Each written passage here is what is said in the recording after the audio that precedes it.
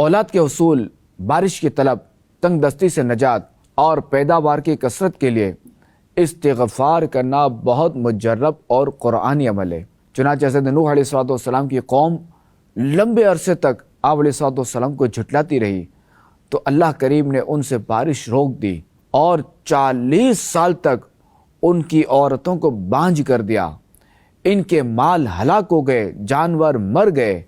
جب ان کا یہ حال ہوا تو حضرت نوح علیہ السلام نے ان سے فرمایا فَقُلْتُ اسْتَغْفِرُوا رَبَّكُمْ إِنَّهُ كَانَ غَفَّارًا يُرْسِلِ السَّمَاءَ عَلَيْكُمْ مِدْرَارًا وَيُمْدِدْكُمْ بِأَمْوَالٍ وَبَنِينَ وَيَجْعَلْ لَكُمْ جَنَّاتٍ وَيَجْعَلْ لَكُمْ أَنْهَارًا۔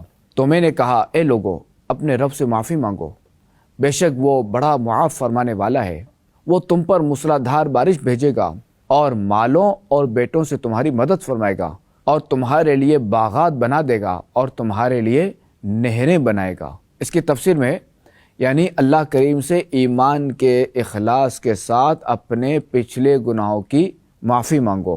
تو عاشقان رسول دیکھیے کہ حضرت نوح علیہ السلام نے اپنی قوم کو جو کہ بے اولادی اور بارش نہ ہونے کی وجہ سے شدید قحط سالی کا شکار تھی، تو ارشاد فرمایا استغفار کرو، اللہ کریم بڑا معاف فرمانے والا ہے۔